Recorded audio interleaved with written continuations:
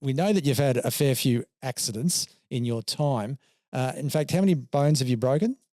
A bit of a shame to say, but yeah, I'm at 30 broken bones. There we go, 30 broken bones. And could I just say, in defence of doctors, they do come in handy. They do. They definitely do. But I guess nothing was probably more show-stopping than when you actually really had a serious accident and you broke your neck. Yeah. Tell us a little bit about that.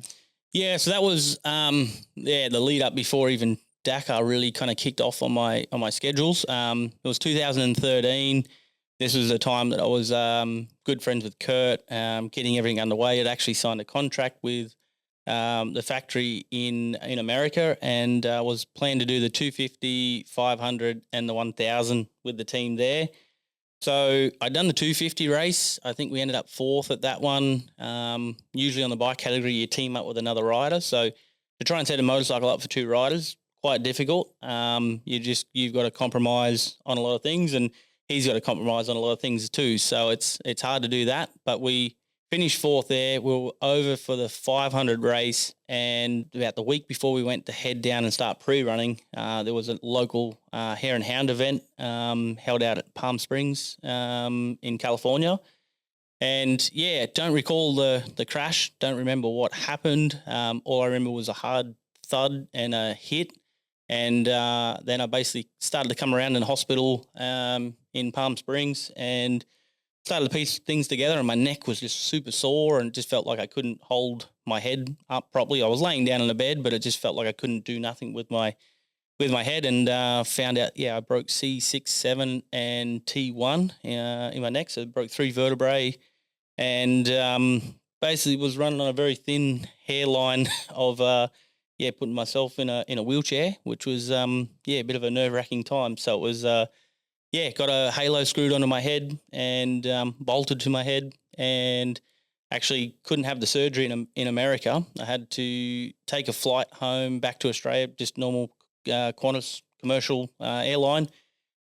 Flew back in a business class seat and landed Anzac morning of 2013, and then caught a taxi to the hospital, and then about 3 hours later, I was on the operating table getting 8 screws and 3 rods put into my neck, and my head screwed on literally. So, wow. Yeah, pretty wild story, and very, very close to that dream of racing motorcycles for a job. Nearly came pretty short and pretty quick. And I guess, how was your family at this time, with all this stuff going on?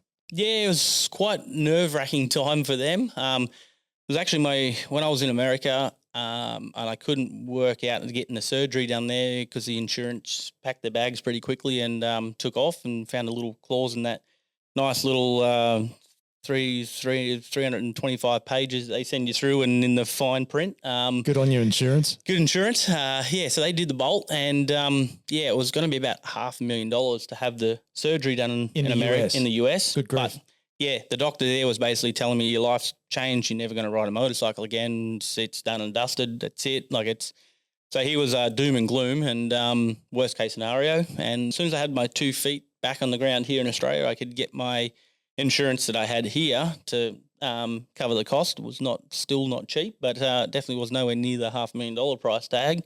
Once I got back here, a doctor here in Brisbane, Paul Lucina, he basically saw me and said, yep, no worries, we'll get you fixed. What's your plans and what do you want to do? I said, well, I want to keep racing motorcycles. He said, yep, no worries, we'll get you fixed well enough to start doing all that again. And basically the whole mindset then kind of shifted a lot. It was, like I say, that 14-hour flight home was doom and gloom, and life's done and it's finished, even though, yes, I'm still lucky to be walking, but I'm not going to do something I love to do. And he changed the mindset a lot. And as I mean, it's pretty powerful tool, the mind. It can really make or break an injury on what's something going on. If you're very negative towards it all, you're going to have a rough time. But if you keep your mindset strong, everything's going to be okay. You're going to fix it. You'll do everything you can to fix it. It can definitely help the process a little bit. And I think it was about 11 months later, threw a leg over a motorcycle again, and for sure, the mentality side had to kick back in there again. It was a tough time because you were just didn't know what the body then is capable of doing, whether if I go into a corner and I just lose the front and I fall over, Is that going to be the day that it calls it quits? And yeah, if you're not fully focused on what you're doing on the motorcycle, it's it can be quite dangerous. So for us there, then that was the hardest thing. And what then kind of happened was that I had that fall, came into a corner and just washed his front out and fell over and rolled around, and was like, grabbed my legs and everything could move and I could feel everything. And I'm like, okay, well, it can take that type of abuse.